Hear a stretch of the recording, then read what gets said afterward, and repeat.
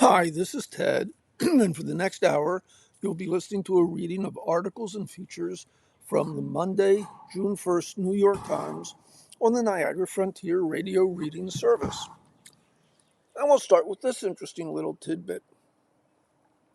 High wire negotiations with Iran? Trump finds it very boring, by David Sanger.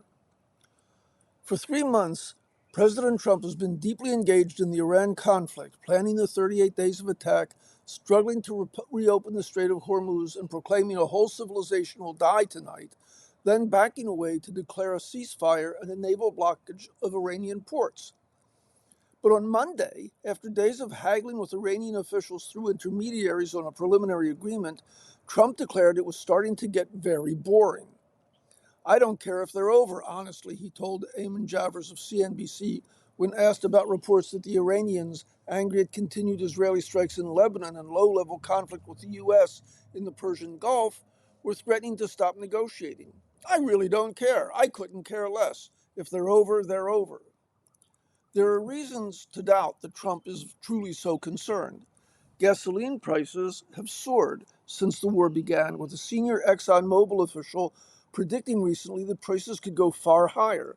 And Republicans are taking note of how deeply unpopular the war with Iran is with their constituents. In recent weeks, he has professed indifference about a range of issues that carry deep political consequences for him, including the midterm elections and the financial situation that Americans are facing. But even for Trump, who has veered from threatening the Iranians with annihilation to declaring that they had already agreed to American terms to fuming that they have not, it seems strange that he thought the whole conflict was becoming a bore.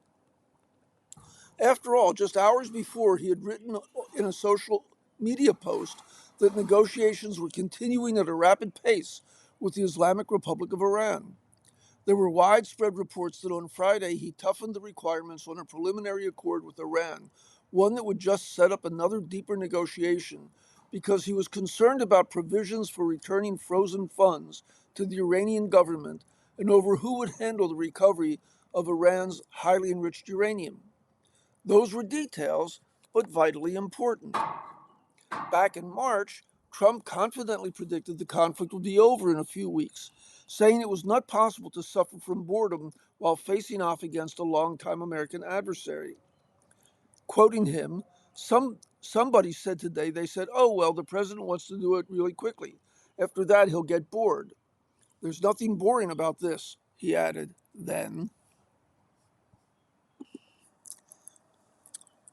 Here's an interesting article. A university system went all in on AI. Now it's tearing itself apart, by Linda Kinstler.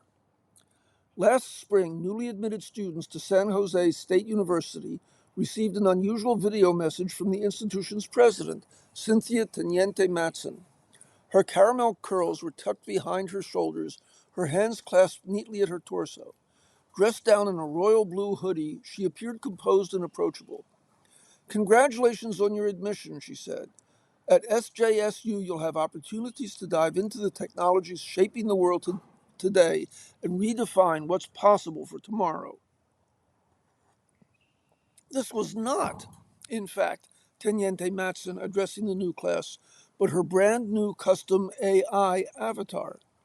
I'm thrilled to share this special moment with you, the avatar said. It's only fitting, isn't it? After all, technology is a cornerstone of what makes San Jose State University such an incredible place to learn, innovate, and grow. The avatar is one feature of SJSU's AI Everywhere strategy, which was formally announced in the fall of 2025 and aims to integrate the technology across campus life. Teniente Matson devised AI Everywhere as part of the California State University system's broader AI initiative, introduced in February 2025. Anchored by a $16.9 million deal with OpenAI, the initiative provides a total of 500,000 licenses of ChatGPT.edu to be issued to all students, faculty, and administrators. At the time, this was the largest single institution deployment of ChatGPT in the world, billed as an attempt to turn CSU, California State University, the biggest four-year public higher education system in the U.S., comprising 22 distinct campuses and educating 1 out of every 10 workers in the state, into the nation's first and largest AI-powered public university system. The terms of the deal stipulate that OpenAI may not train its model on data from the CSU. At San Jose State, the oldest public university in the California State University system, evidence of the shift toward AI is evident across campus. The university now has an AI librarian, and its main library features a new AI Center for Civic and Social Good. The business school runs an AI boot camp for high school students. The campus career hub is sponsored by Adobe. AI literacy training is an orientation requirement, and last year an AI agent helped coordinate commencement logistics. Tanyenti Matson, who arrived at San Jose in 2023 after 8 years at the helm of Texas A&M at San Antonio, is leading the school's AI charge. In person, she is affable and eccentric and often power dresses in bright primary colors. When we met, she was wearing green rhinestone-studded high heels in honor of St. Patrick's Day. She frequently refers to herself as the CEO of the university, and compares herself to tech leaders in Silicon Valley. We're all trying to do the same thing, she told me, which is to mobilize our entire workforce in this rapidly changing environment to adapt, create, innovate, and be more productive. In addition to the welcoming message for incoming students, she has used her AI avatar to communicate with parents and alumni in languages she does not speak. She said she was working on creating a kind of hologram of herself that could do the same. Because the world's largest tech firms are headquartered in California, the state has generally become a petri dish for AI experiments in education. In early August, Governor Gavin Newsom signed education agreements with NVIDIA, Adobe, Google, IBM, and Microsoft. Each company agreed to provide free AI resources to California schools. The goal is to create the AI workforce of the future by training high school, community college, and California State University students to use the technology. In this spirit, the AI initiative has been marketed as Simple Progress, a way to ensure that the state's working class students are buoyed by the AI economy rather than left behind. After all, many students in the CSU system are first generation immigrants or the first in their families to go to college. With AI's looming reorganization of the job market, many of these students might graduate into jobs that will no longer exist in 5 years. Already, recent reports estimate that roughly 40% of recent college graduates nationwide are unemployed or underemployed. CSU is promising that the AI initiative will prepare its students to be workers of the future. The only issue is that at this moment of technological acceleration and flux, we don't yet know what that workplace of the future will look like. A year into this experiment, no one can tell how it will end. Will these graduates be ahead of the curve in the new AI economy or robbed of a chance to hone their critical thinking skills? If adopting AI eases their entry into the workforce, might it also hinder their intellectual development in unforeseen ways? On campuses across the university system, the initiative has stoked backlash. The CSU Faculty Union has organized against the contract with OpenAI, which is set to expire in June. Against the backdrop of a system-wide financial crisis that has driven California's public universities to the breaking point, many professors find the initiative incoherent and unsettling. Though they've been encouraged to use the technologies to support their research and teaching, there is no clear sense of what that exactly means. They look around and see the infrastructure that once supported public education in California crumbling, while next door, the world's richest companies are reaping record revenues. Students, meanwhile, are caught in the middle as everyone around them struggles to figure out what becoming the first AI-powered university actually means. Nick Janos, a sociology professor at Chico State, said, "Faculty are feeling anxious. Students don't know how to behave. What are we doing here?" AI tools were rolled out across the CSU system late last spring, just as students and faculty were preparing for finals. "We didn't know it was coming," says Andrew Taylor Scott, a machine learning researcher and lecturer at San Francisco State. The university didn't explicitly mandate that teachers use AI in the classroom, but the message was clear. Refusing to integrate AI into their courses was to swim against the current. To make matters worse, the AI initiative coincided with a $2.3 billion deficit that resulted in mass layoffs of tenured faculty, the shuttering of entire academic departments, and a 6% tuition increase. In that context, many professors felt pressure to adopt for fear of losing their jobs. Classroom by classroom, they were left to figure out how to adapt. Some embraced the chancellor's guidance. Some refused on principle to incorporate AI into their teaching at all. Some were ahead of the curve. In the years after the COVID-19 pandemic, Janus noted that his students, most of whom are remote learners, seemed even more reticent to speak up in class, let alone request office hour appointments. What is historical materialism, he says. No one is knocking on my door to ask me that. When ChatGPT was introduced in 2022, he found himself wondering if this could be one way to help them ask questions and engage with philosophy more directly. So he started tinkering with it, eventually using ChatGPT to create chatbots that imitate three major thinkers in his field: Karl Marx, Max Weber, and Emil Durkheim. If Max Weber, the person once if Max Weber, the person, once wrote that universities existed to produce convivial capitalists, Janus hoped that Max Weber, the bot, might have something like the opposite effect. When Janus realized that he needed to adapt all of his courses to include AI, he called on those chatbots as a teaching tool. He also reduced the number of writing assignments longer than a paragraph and developed ones that require students to hand in their AI chat logs instead. This is an editorial comment. This is frightful. One summer afternoon, he let me observe how one of the bots, Mark's GPT, works in practice. I watched as he pulled the chat window up on his screen and typed in a simple prompt: "Tell me about your theory of exploitation under capitalism." The chatbot responded almost instantaneously in conspicuously crisp prose. "Ah, welcome, comrade," it responded. "In my critique of capitalism, the theory of exploitation is central. The worker who has no property of their own must sell their labor power, their capacity to work, in order to survive."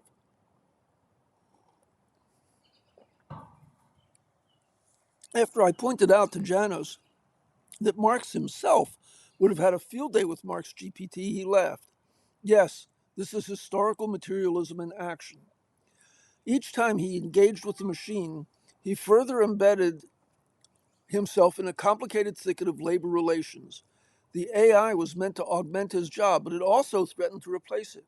By interacting with ChatGPT, he and his students solidified its role in the public education ecosystem, and their ability to do so was the result of the transfer of almost $17 million of worker-generated public funds to a private for-profit company whose main product, in turn, could eliminate many of those very same taxpayers' jobs. Janos understood that the technology could not be wished away and was clear-eyed about its limitations and danger. At what point, he asked, are we making ourselves obsolete? What is it that we need to hold on to? These are questions that employees across the CSU system have been asking themselves over the past year as AI has penetrated university life. Would we go out of business if we didn't adopt these technologies? Ed Clark, the system's chief information officer, wonders.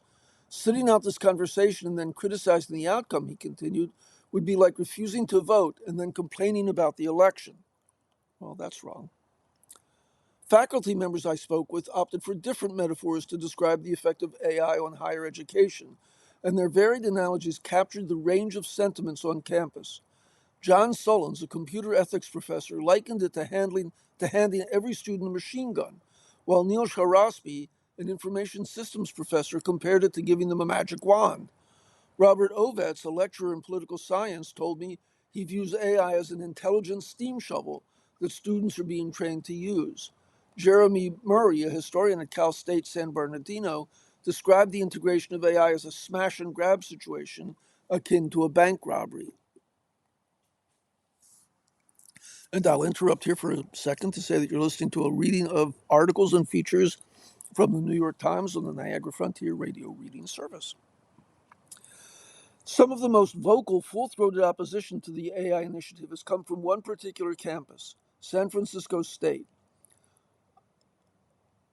This week I visited a handful, as I, excuse me, the week I visited, a handful of students lazed on the grass, played volleyball, and wandered around the student center, but the campus still felt relatively empty. This is more or less what it's like these days, said Martha Lincoln, a professor of anthropology. Demographic decline and the rise of remote learning have meant that there are fewer students physically on campus than ever before. It's impossible to traverse SFSU's lush walkways and pass through its maze-like halls without realizing that it was built to serve thousands of students more than it currently hosts. For Lincoln's colleague, Martha Kenney, a professor at SFSU's Women and Gender Studies Department, AI is intensifying an existing crisis. Falling enrollment and an 8% state budget cut led the university to declare a fiscal emergency last year, fire many faculty members, and make plans to shutter multiple departments. We see AI entering an ecosystem of education that is already weakened by austerity measures, she said. To use the Silicon Valley parlance, it's a force multiplier. Over the past year, Lincoln and Kenney have publicly criticized the OpenAI deal and rallied fellow faculty members to their cause. Their union colleagues have begun referring to them simply as the Marthas. We feel like a guinea pig for what AI is going to do to higher education, Kenney said. The embrace of generative AI, she went on, is a step down the path of creating a really different kind of future citizen and worker. This kind of student would be intellectually passive, less likely to see themselves as agents of their own lives. Among the thousands who have signed their petition, one historian did so because she believed the AI initiative had damaged our students and our ability to teach them. A marine biologist wrote that it works against the teaching and learning of science. A professor of civil engineering signed because she had polled her students on their feelings about the technology, and most did not want it. We're kind of in a doom loop, Kenney said. The soul of higher education is at stake, and the classroom has become a site of struggle. Inside the classroom, the uneven deployment of ChatGPT has left students scrambling to make sense of what the AI initiative portends for their own educations and job prospects. Some have chosen to link their fate to the technology, dedicating themselves to learning prompt engineering, while others are staging a revolt against it. When I visited a political theory class on anarchy at SFSU in March, a classroom where AI is strictly banned, students from a wide array of concentrations, economics, merchandising, art, history, and communications, shared vastly different experiences with AI in their courses. A fine arts major I met told me that one of her instructors encouraged students to use AI for the final project, which was to come up with an advertising concept and rollout plan. She chose not to do so because she is ethically opposed to AI's environmental cost and found that the assignment took her 5 times longer than her peers. Her professor's insistence that his students use the technology, she said, conveyed contempt for people who did not want to use AI. A journalism major told me that the standards for acceptable work had changed over the past year. Our professors were pretty anti-AI, and then CSU signed the contract with OpenAI, and things changed. Some students have embraced the initiative as an opportunity to turn themselves into early career entrepreneurs, if only to ensure that they don't become part of the AI underclass. CSU's AI initiative has set off an institutional identity crisis. The debate about AI on campus is also a debate about exactly what public education in California is for. What does it mean to train the next generation of California workers and citizens when neither students nor faculty nor administrators have a solid grasp on what that requires or what the AI economy will be in even 4 years? No one knows what it's going to look like, Brian Johnsroot, a leader on Adobe's education team, told me. And if they say they do, they're highly overconfident. Even Teniente Matson admitted that despite all the fanfare, the university's AI everywhere approach should not be taken literally.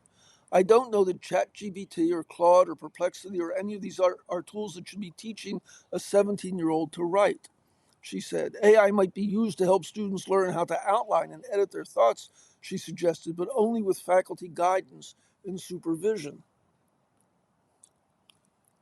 The one thing that proponents and detractors of the initiative agree on is that it has prompted a near universal reckoning over labor relations on campus.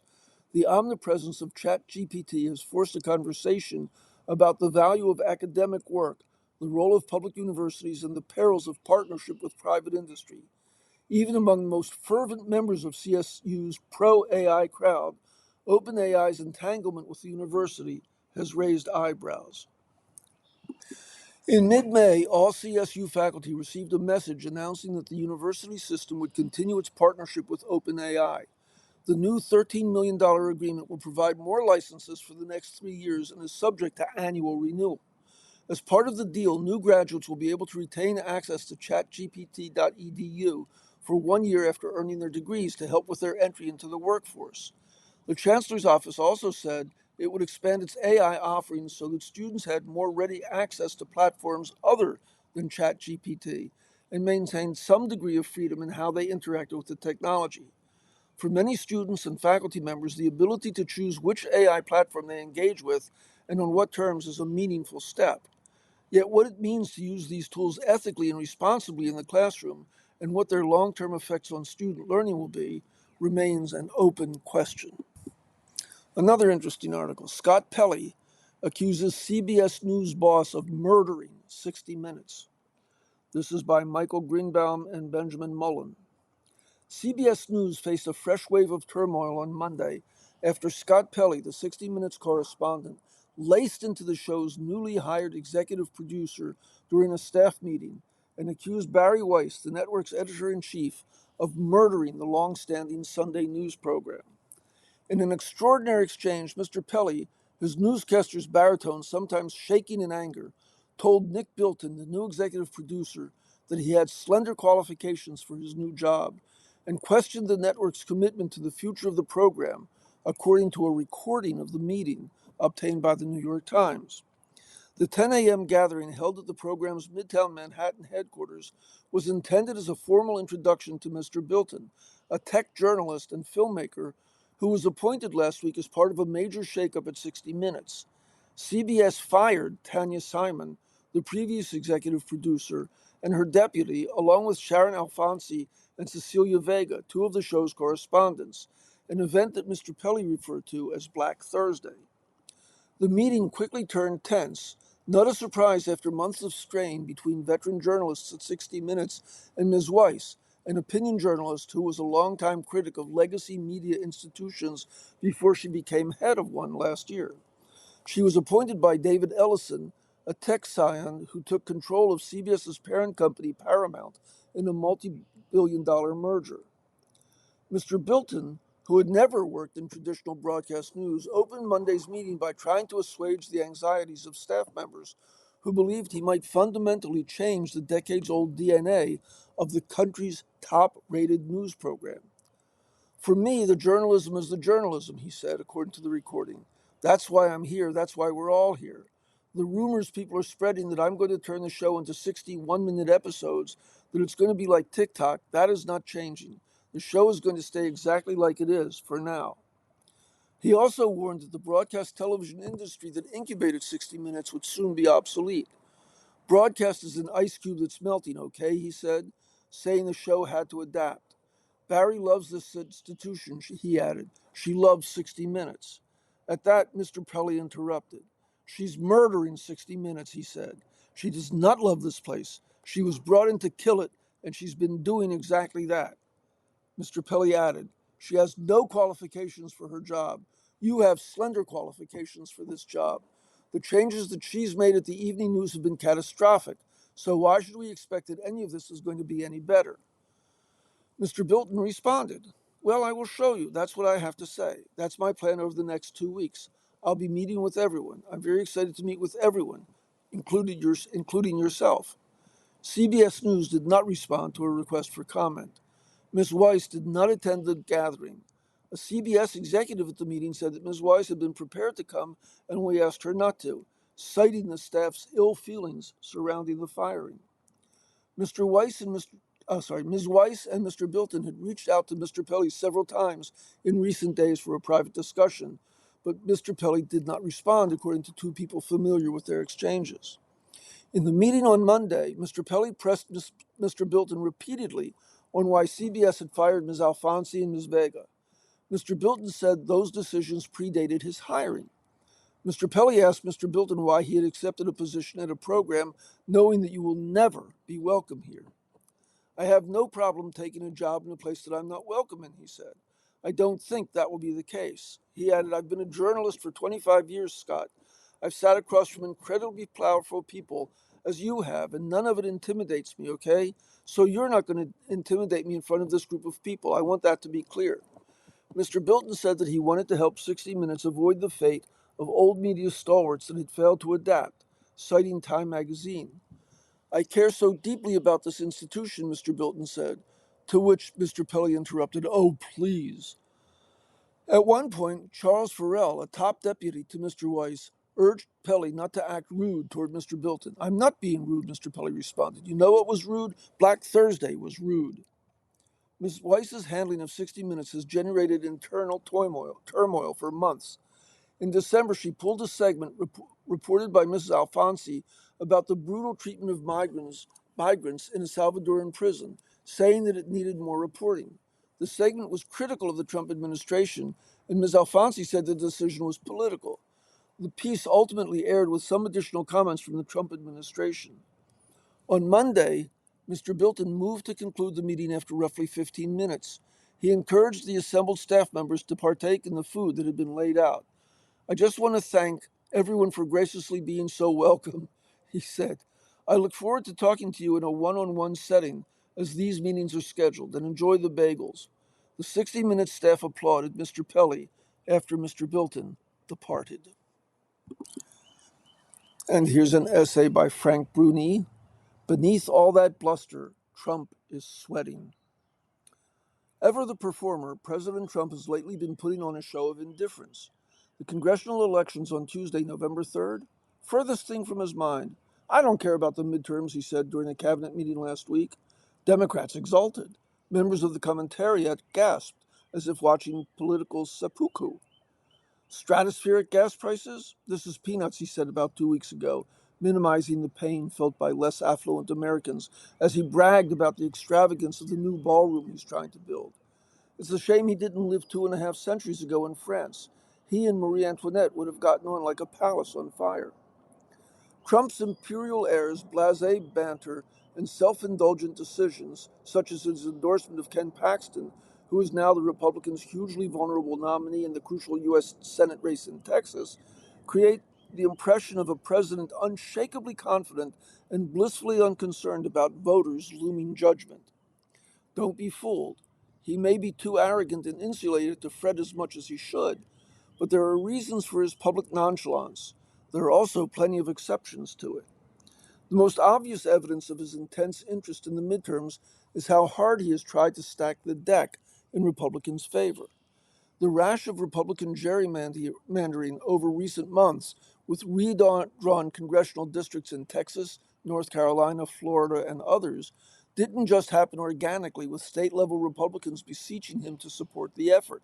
He ordered them to undertake it, bullied them, in fact, and he brutally punished any insubordination, as the Indiana Republicans who recently lost their primaries to Trump endorsed challengers can attest. The success of this campaign of intimidation has no bearing on the presidential contest in 2028 or on Senate races this year.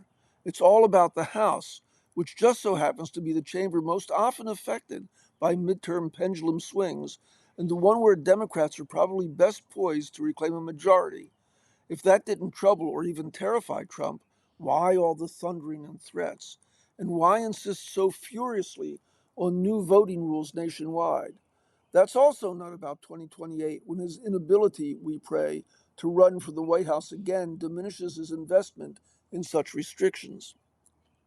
It's about the midterms. He's been haranguing congressional Republicans to pass legislation that would, among other measures, limit mail in voting and require people who want to register to vote to provide proof of citizenship. He and his allies clearly believe those changes would more likely depress Democratic votes than Republican ones.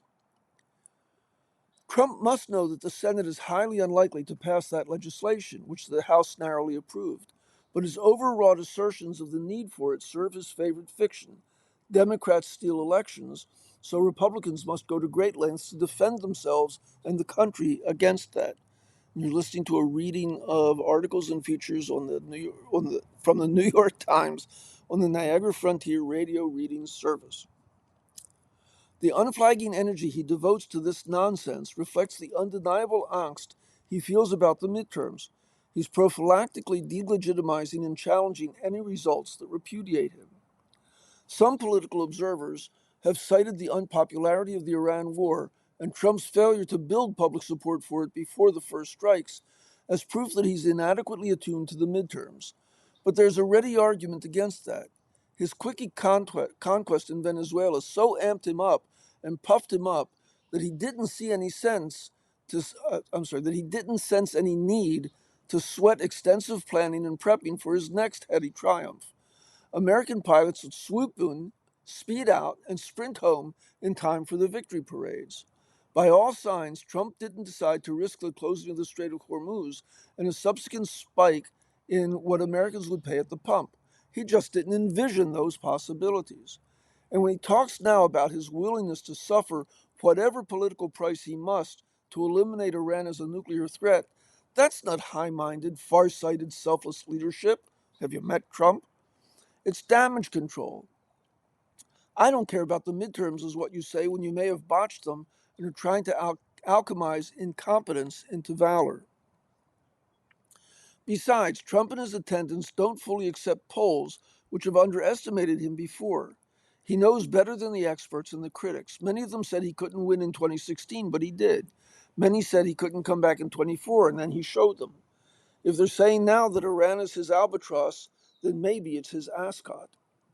And his supporters stick. That's the lesson he learned from a criminal conviction that didn't slow him down one bit, and from fans' interpretations of his crudeness as authenticity, his cruelty as boldness, his thievery as entrepreneurial genius.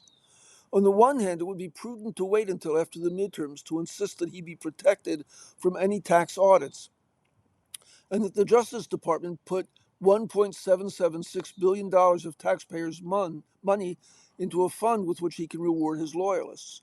On the other, his long-standing mockery of ethics has barely nicked him. So why shouldn't he do as he wishes when he pleases? Which is his preference anyway. What's the point of all his power if he hesitates to flex it? Propelling Paxton into the winner's circles did that in a way that backing Paxton's rival in the primary, Senator John Cornyn, wouldn't have. It drew more notice, caused more upset, and had everyone buzzing about Trump's potency with his base. He wasn't deaf to the voices that recommended Cornyn as the safer strategy, but his desire to shatter expectations and his impulse for mischief spoke more loudly. He chose the naughty, self-inflating course. He usually does.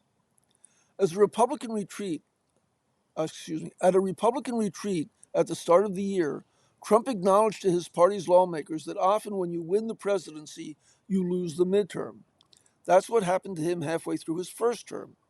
He told them, you got to win the midterms because if we don't win the midterms, it's just going to be, they'll find a reason to impeach me. I'll get impeached. That doesn't sound like denial. It sounds like distress. And while the 5 months since then may have blurred Trump's focus and left him even more estranged from reality than he typically is, they haven't knocked him unconscious. Beneath all that bluster and makeup, he's sweating. And now here's one from David French. It's called The Fire of Stupidity Cannot Be Contained. It's the year 2026, and sometimes it feels as if we're taking a nice leisurely walk through a museum of wretched ideas. Consider what's happening at home. Tariffs raise prices and restrain economic growth, while the federal government embraces both Gilded Age corruption and a version of the spoils system. A disturbing number of young people on the right are fascinated with fascism. An extraordinary 34% of young people overall express a favorable view of communism, and young Americans are far more likely than their parents or grandparents to say that political violence is sometimes okay. And hovering over American culture like a dark cloud is the rise of anti-Semitism on both the left and the right. Once again, ancient slanders are circulating through the culture. Or consider what's happening abroad. Germany rearms to confront the Russian threat. Japan rearms to deter China. War rages in Europe and in the Middle East. Threats of territorial expansion haunt the world. Russia is trying to grab Ukraine. China continues to covet Taiwan. And the Trump administration, incredibly enough, has cast its expansionist eyes on Greenland. When you step back and actually think about it, these trends are confounding. I mean, I can understand the temptation to return to some of the discredited ideas of the recent past, I guess, but to revive so many all at once, and to do so soon after those wretched ideas ravaged the world, what is going on? The answer lies in part in the interplay between two political sayings that are so often repeated they have become cliches. When they should be on top of mind, though, they seem to have lost their impact. Here's the first, and you can probably say it along with me, from George Santayana in 1905. Those who cannot remember the past are condemned to repeat it. We can argue about the precise historical parallels, but the echoes of the past are everywhere. Here's the second from Winston Churchill. It has been said that democracy is the worst form of government, except all those other forms that have been tried. I have another one. This is an editorial comment. George Bernard Shaw says, the only thing anybody has ever learned from history is that nobody learns anything from history. End of comment. It's no coincidence that authoritarianism is once again appealing to people at a time when two things are happening at once.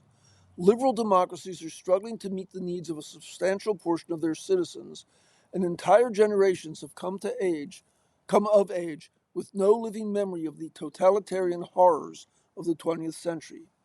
In other words, millions upon millions of people are enduring democracy as the worst form of government without the necessary balanced understanding that citizens in the mid 20th century had gained through firsthand observation of except all those other forms that have been tried. So even fascism and communism, for some people at least, are no longer avatars of atrocity, but dynamic alternatives to a sclerotic present. In their frustration, all too many people are attracted to the theoretical benefits of authoritarianism, and they don't have the experience or the education to understand its actual and inevitable defects. They do not understand the link between their fashionable and transgressive ideologies and the oceans of blood that fascism and communism spilled across the globe. In this ahistorical context, even political violence can seem justified, perhaps even a bit daring and romantic, unless you've lived through, say, the riots that swept American cities in the 1960s, a cataclysm that was far more violent, deadly, and prolonged than anything that happened in the United States in 2020. The compromises and restraints of diplomacy, which can often mean granting painful concessions to terrible regimes, can seem like a fool's errand unless you've witnessed the undescribable horrors of world wars. I'm reluctant to draw exact matches between current and past events. Should we compare Vladimir Putin's ambitions in Ukraine with Hitler's partition of Czechoslovakia in 1938, or with Stalin's winter war against Finland at the outset of World War II? Or maybe it's more reminiscent of the instability of the Balkan Wars of 1912 and 1913. As for the rise of anti Semitism, are we approaching a dangerous spectrum that ranges from the Dreyfus Affair to Kristallnacht? But debating the precise analogies can obscure the underlying truth. We're heading backward toward the great crimes and mistakes of the past. We know what happens when militarily aggressive great powers seek more territory. We know what happens when a culture indulges and promotes conspiracy theories about Jews. We know that even the most utopian forms of authoritarianism devolve into regimes of grinding oppression and profound corruption. Some are always more equal than others. In 2024, I taught an undergraduate class with a catchy title, Why American Politics Went Insane. At the risk of shortening the semester to a sentence, the devolution proceeded in three stages, from victory to separation to radicalization. When the Cold War ended, the United States, for the first time since the wars against Nazi Germany and Imperial Japan, faced no external challenges to its prosperity and power. We were, in the words of the former French Foreign Minister Hubert Védrine, the hyperpower. I began with the end of history, to borrow a term from Francis Fukuyama's misunderstood book, but I began with his prescient warning near the end. If men cannot struggle on behalf of a just cause because that just cause was victorious in an early generation, then they will struggle against the just cause. They will struggle for the sake of struggle. They will struggle, in other words, out of a certain boredom, for they cannot imagine living in a world without struggle. And if the greater part of the world in which they live is characterized by peaceful and prosperous liberal democracy, then they will struggle against that peace and prosperity and against democracy. That is exactly what we're doing. We are struggling against one another. Some of us are struggling against democracy itself. America is the only nation out of 25 comparable countries in which a majority of people believe that their fellow citizens are morally bad. It should be no surprise then that negative partisanship, when you support your party primarily because of your disdain for its opponent, is a central factor in American politics. That drives us apart. Ever increasing numbers of American citizens live in one party states or so called blowout counties, where one side or the other wins presidential elections by 50 points or more. And what happens when people of like mind gather together? The law of group polarization, first applied to political decision making by the law professor and author Cass Sunstein in 1999, teaches us that when like minded people deliberate, they become more extreme. Create a monoculture, and red becomes deep red, blue becomes deep blue. And as the two sides move further apart, both geographically and ideologically, we lose even the capacity to understand each other's lives and thoughts. If I taught the class over again, though, I'd add a fourth stage, amnesia. The problem isn't just that we're at each other's throats, it's that we're turning to the worst of recent history's alternative ideas in response. It's no coincidence that this is happening at a time when a generation of world leaders has no experience with world wars, and rising millions of young people have no experience with real fascism and actual communism. When experience ends, education has to begin. You can't just know what the Holocaust was. You also have to understand the Holodomor, that's the mass extinction in Ukraine conducted by Stalin. The phrase the guns of August should mean something to you. And when you see every great power press on the military gas with no one pumping the brakes, that should trigger the most urgent concern. Few things are demonstrating that what's old is new again more than the rising tide of anti Semitism. How many times must ancient lies be debunked? Must it happen every generation for thousands of years? So now we face a test. Can we educate ourselves away from disaster? Is there enough knowledge left to penetrate not just the minds but also the hearts of people who are deeply discontented? A few weeks ago, a clip from the remarkable HBO series Band of Brothers went viral online. It was from the episode in which the boys of Easy Company discover a concentration camp. The impact is visceral. It's impossible for a decent person to watch it without vowing to himself or herself, never again. I'm also reminded of a horrific scene at the opening of Netflix's science fiction drama Three Body Problem, featuring a struggle session during China's Cultural Revolution. Once again, the impact is visceral. The brutality is hard to watch. Television isn't enough. Books aren't enough. The stories of fathers and mothers, grandmothers and grandfathers aren't enough. It will take everything, watching, reading, listening, to make us remember.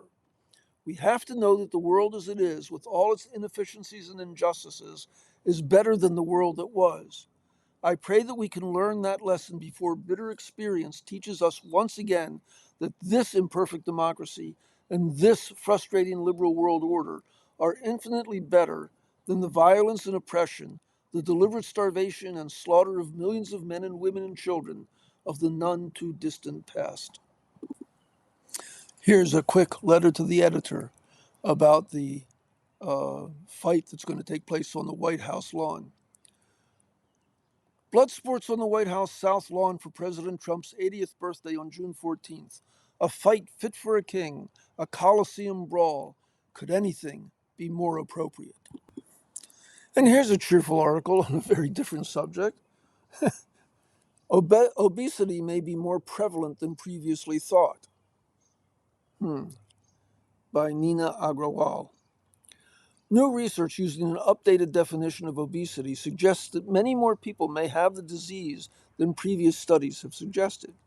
It's estimated that 40% of adults in the United States have obesity, but much of the research used to produce those estimates has relied on body mass index, a measure of weight relative to height. Doctors have increasingly come to see BMI as an imperfect tool for defining obesity because it doesn't distinguish excess weight from body fat or from bone and muscle.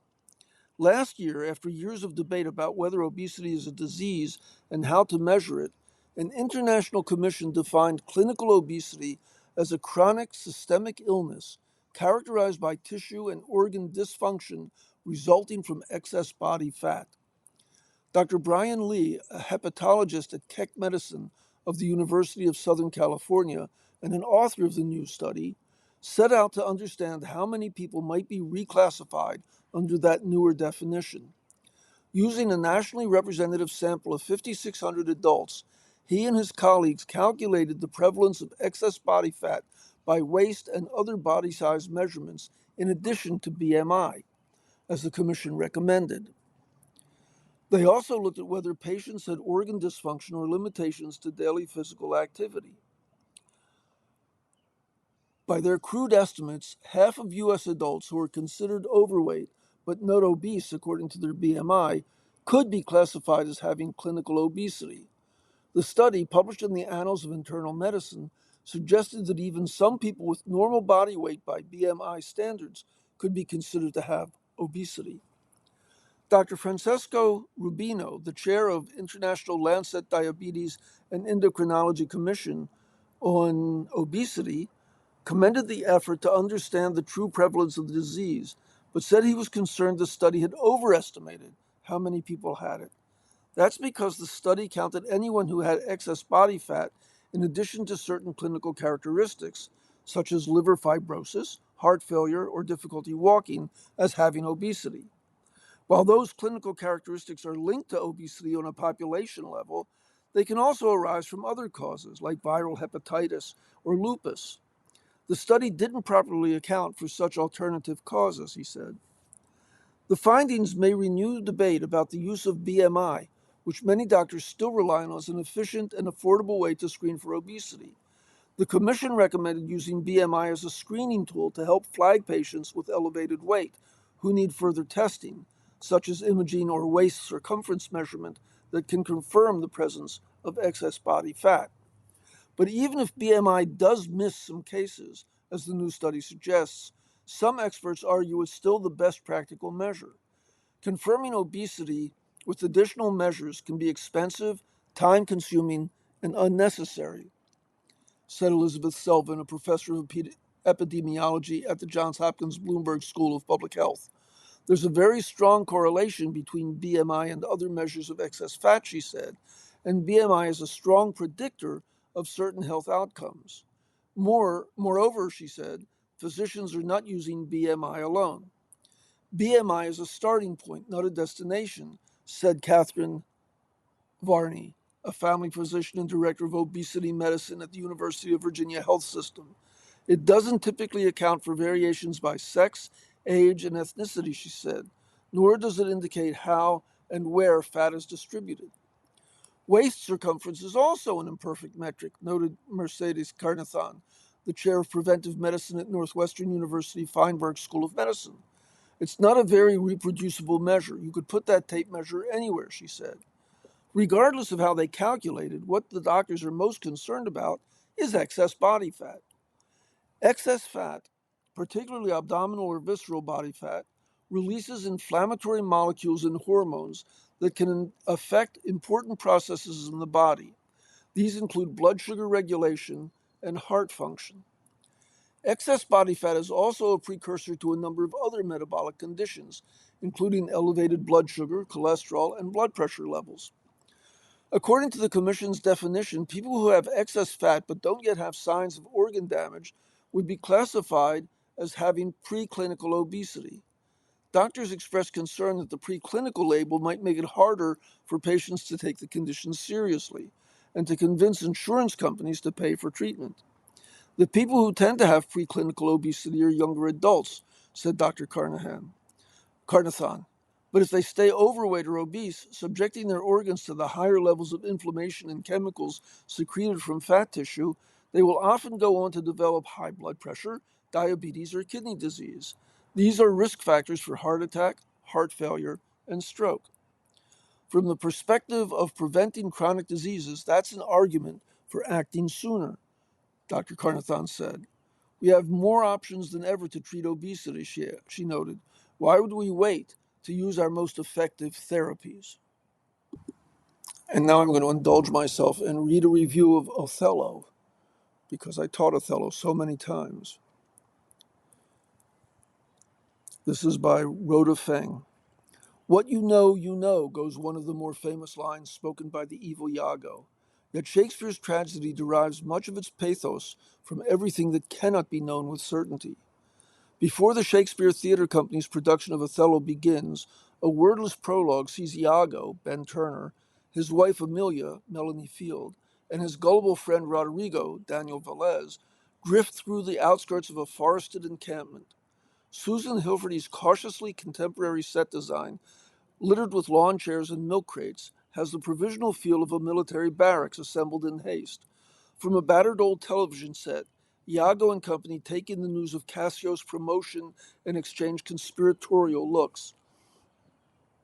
One popular, if simplistic, interpretation of Iago perceives him as an all-controlling spider positioned at the center of a web.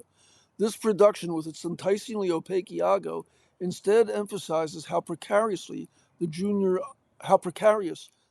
officer's schemes are, how frequently chance intervenes, as when Bianca tosses a handkerchief at Cassio within eyeshot of Othello, and how often Iago must improvise his wicked schemes in real time.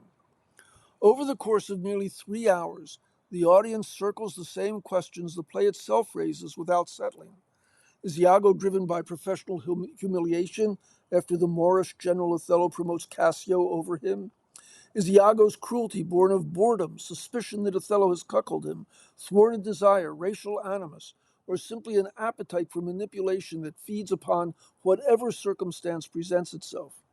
This production declines to tidy these possibilities into a single pathology, even as it makes its case for its relevance to our era of insurrections. With his neck tattoo and camo garb, Turner's Iago could be one of the January 6th rioters. He may be plotting vengeance against Othello, but Simon Godwin's sleek production spatializes that vengeance. That point is driven home when Roderigo accusingly reminds Iago, "Thou toldst me thou didst hold him in thy hate." Turner, though occasionally resorting to familiar villainous gestures, a contemplative stroke of the chin, a smirk held half a beat too long, nonetheless keeps the audience revising its judgment of him. In contrast to Iago's multi-factor malice, Pierce's ramrod Othello confines himself mostly to one register, that of an authoritative commander who chews out every syllable. Even after Desdemona's death at his hands, Othello speaks less like a shattered husband than a general addressing subordinates. In Pierce's rendering, Othello is undone not so much by volcanic jealousy as by the gradual corrosion of his judgment. Before arriving in Venice, he had lived a life of disastrous chances, moving accidents, and hairbreadth escapes. Pierce's Othello briefly uncovers this older self as he shifts into the role of raconteur. But that older self stands at strange variance with the Othello who has since absorbed the habits of Venetian rationalism. He demands ocular proof of Desdemona's betrayal. He weighs probabilities in the same clipped strategic manner as the senators and the Duke of Venice discuss Turkish movements and the shifting odds of invasion. In a word, he calculates.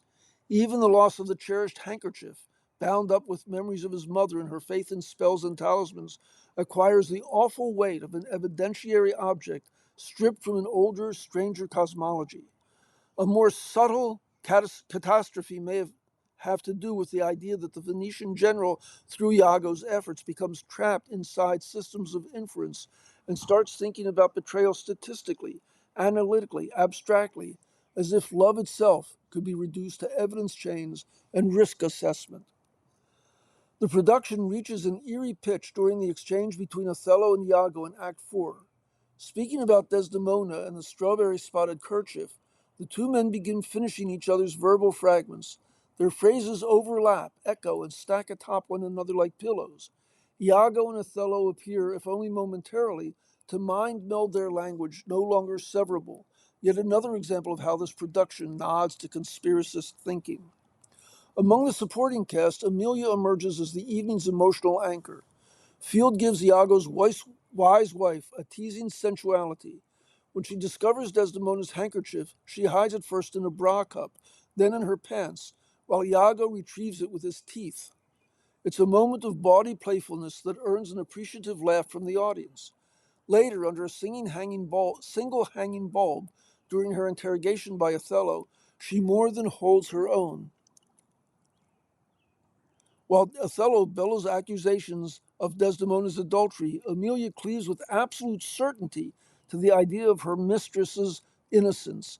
In a play governed by ambiguity, suspicion, and interpretive vertigo, Emilia's clarity arrives like a cleansing lance. By the final scene, this Othello leaves us with the same insoluble mystery with which it began. Why does Iago do what he does? Like the bobbing beam of a flashlight in a forest, our interpretations keep silhouetting some new shape, losing it, finding another, and another. And you've been listening to a reading of articles and features from the New York Times on the Niagara Frontier Radio Reading Service. This is Ted. I think that was an interesting bunch of articles. I hope you do. I certainly enjoyed reading them for you, and I look forward to talking to you again next week. Be well.